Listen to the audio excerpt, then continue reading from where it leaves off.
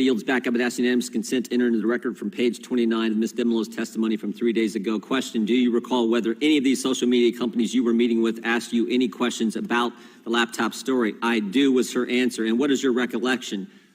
Somebody from Twitter essentially asked whether the laptop was real, and one of the FBI folks who was on the call did confirm that, quote, yes, it was, before another participant jumped in and said no further comment. Question: do you recall who from the FBI said it was real? I do. And who was that person? I'll have to get back with you.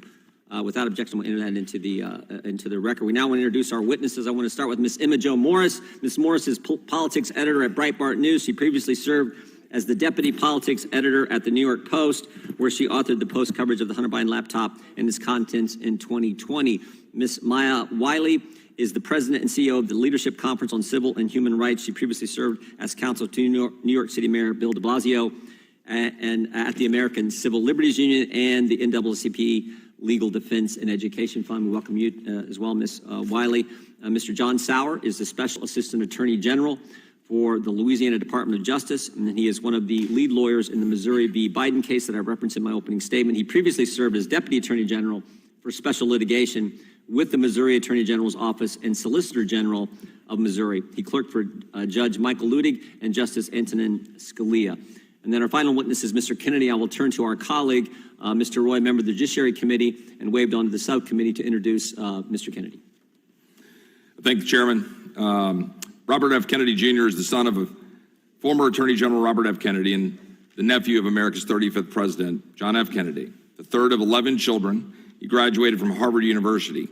We won't hold that against him because he went on to receive his law degree from the University of Virginia School of Law, my alma mater, as an undergraduate.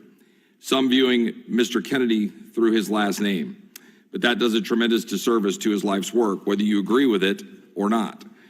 Out of law school, Mr. Kennedy built his career as an environmental lawyer, representing New York City environmentalists and environmentalists across the globe in numerous legal battles. His work culminated in the landmark New York City watershed agreement focused on the cleaning of New York City's waterways. After the 2008 election, Politico reported that President-elect Obama strongly considered Mr. Kennedy to head the Environmental Protection Agency. He went on to found Children's Health Defense, a national organization intended to address childhood chronic disease and toxic exposures. I assume that being a father of 7, in addition to being one of 11 children himself, fuels his interest in children's health.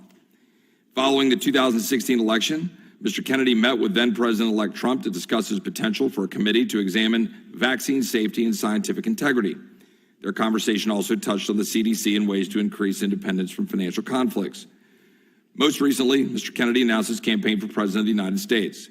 During his campaign announcement, he stated, quote, "My mission over the next 18 months of this campaign and throughout my presidency will be to end the corrupt merger of state and corporate power that is threatening to impose a new kind of corporate feudalism in our country," end quote. It is for this that Mr. Kennedy finds himself receiving the scorn of both the political left and right.